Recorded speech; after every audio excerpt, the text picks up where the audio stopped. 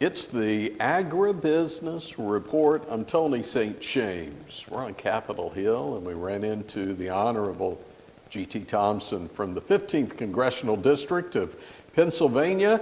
And I'll introduce you as the ranking member of the House Ag Committee, but you won't get to keep that on your business card for very long, will you? No, well, thank you so much for the opportunity. It's always good to see you. Thanks for being a great voice for rural America and America's #1 industry, agriculture. No, it looks like, at least at this point, I'm going to have to invest in some new business cards that may say chairman of the House Agriculture Committee, with recently, by a very slim margin, obviously, the Republicans taking the majority in the 118th Congress. Now, this comes at a time when I think you've really been preparing for this for a long time now, but the writing of a 23 Farm Bill, what do you see? Yeah, and I'm so thankful for the privilege of the experience of being a part of the 2014 Farm Bill. During that Farm Bill, I chaired the Conservation, Forestry, Watersheds and Soils Subcommittee. 2018, I was vice chair of the committee, the full committee, and actually was the chair of the Nutrition Subcommittee. So 2023, the end of September, this current Farm Bill expires. And you know, there only are three options. We let it expire, and that's not really an option, right? If that would happen, we would revert to Dust Bowl era legislative language. That would hurt every American family and every family that works so hard to provide this nation with food, fiber, building materials, and energy resources. So that's not an option. Number two is we could kick the can down the road, we do an extension, but that's a failure to do our job, because I think there's improvements to be made in, well, first of all, protecting crop insurance, but improving it. You know, learning from some of the disaster experiences we've had. You know, there's questions about whether, how well reference prices are going to work in a day when, with inflation, you know, at least with most commodities, record high commodity prices, right? But with inflation, it's the margin you're left with at the end of the day. So there's improvements that we can make that we know today, and quite frankly, we'll get a better feel for going forward with hearings and listening sessions. And then the final option, which really in my mind is the only option, we get our job done. And we get it done before this one expires.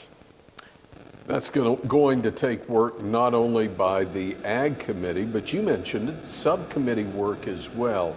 Are you encouraged by at least what you see on the horizon if we don't have any details as of yet?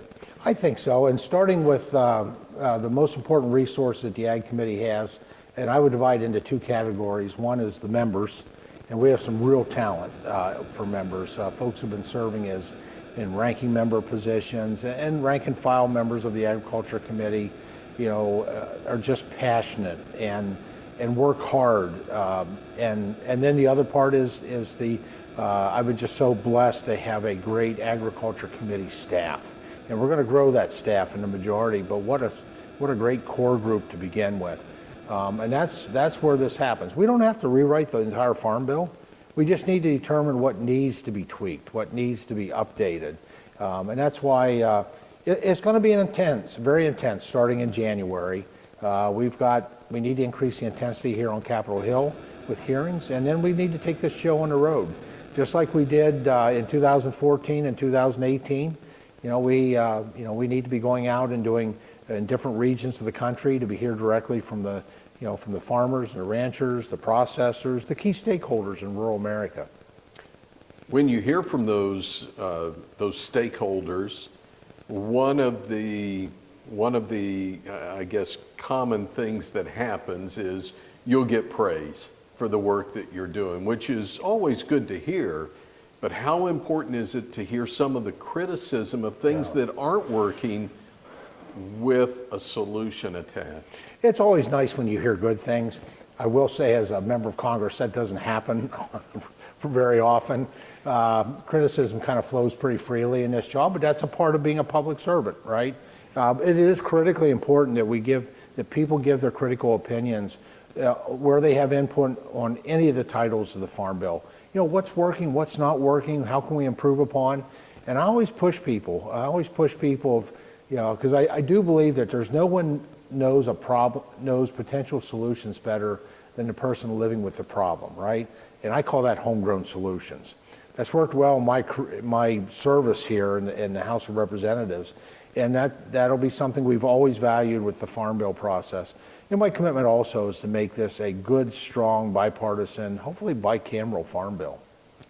Let's talk about disaster now. We've seen disasters continuing again this year, and some questions on potential disaster relief, but running out of time. Where are we?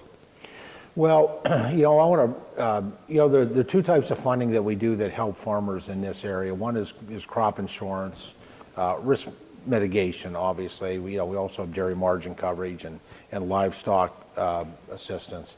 And those are good programs. Those are programs that provide certainty for the farmers and ranchers. They know what's out there. It's a public-private partnership. It's a strong public-private partnership. And farmers and ranchers have skin in the game, and they can buy to mitigate whatever level of risk that they wish to do that. And it works really well. I just looked at the dairy margin coverage and how it really helped dairy during the terrible, what I call the plague, COVID. Tony, 80% of what we've spent since the 2018 Farm Bill has been outside of the Farm Bill baseline. And so a lot of that was disaster relief, and it's important. I refer to it as ad hoc spending, right? The problem is there's no certainty. I mean, it's a battle to get it approved through Congress, to get a president to sign it. Now, we tend to always get it done, but it's not timely either. So it provides uncertainty to farmers and ranchers, but it also for those creditors, because what's the rule of thumb we say? The average farm family borrows more in a year to produce their crop or their commodity than what the average family borrows in a lifetime. And so those lenders, which we really depend on, are rural banks, farm credit, credit unions, whoever's lending that money to those farm families, they like the certainty of crop insurance. So that kind of leads us to the point, are there things we can learn from the past couple of years in terms of disaster relief that we should be incorporating into crop insurance to be able to bring certainty and timeliness to those payments? And that's part of what we need to do yet with more hearings. We need to set up a very intense schedule starting in January. And quite frankly, do it where we need to be taking Republicans and Democrats like we've done in the past and going out and doing these regional listening sessions in different parts of the country. Looking forward to that. I've worked hard on that for the past 2 years myself as a ranking member. I've done my initial barnstorming tour of what I used to call rural America. I call it Essential America now. And I've been to 30 states.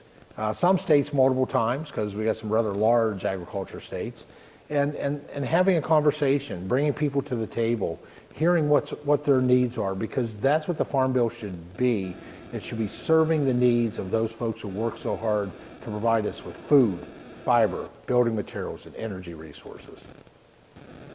Well, for some, they might not know that the Ag Committee also has jurisdiction on things that we don't normally consider to be ag. And there was a hearing, I believe, last year on the idea of setting up an exchange that would trade basically cryptocurrency, I guess. Digital commodities. And you had a diverse group in there. Looking back and knowing where we are today, where do you see this going? Yeah, it is surprising to people that we have jurisdiction over futures trading. But if you think about it, just to kind of fill people into where that started from, originally, obviously, we figured out that people could manage risk by selling futures and buying futures in different traditional agriculture commodities, corn, soybean, wheat. And so there was a division created within the U.S. Department of Agriculture to oversee that.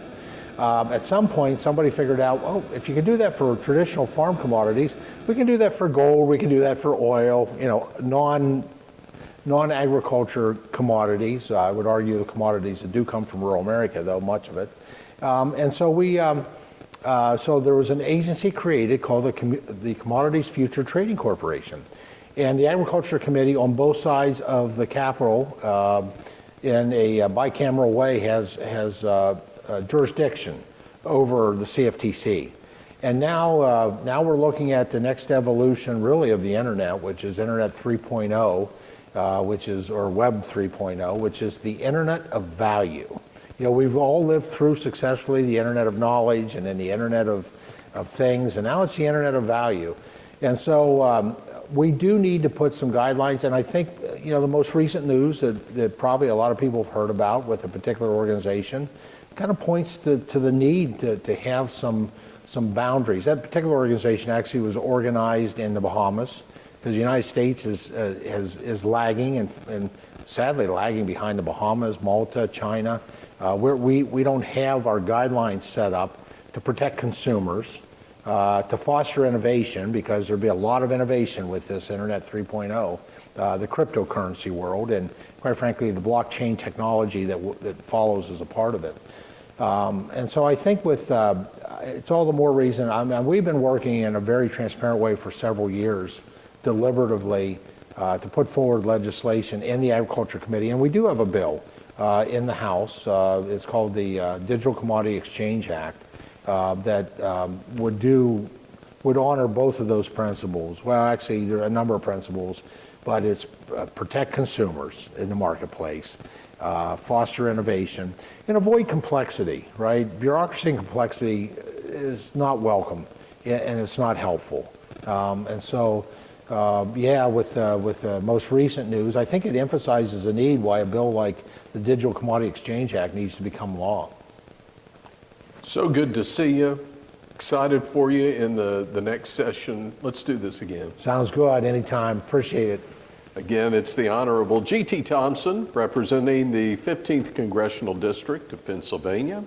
He's also set to become the next chairman of the House Ag Committee. From Washington, D.C., I'm Tony St. James. It's the Agribusiness Report.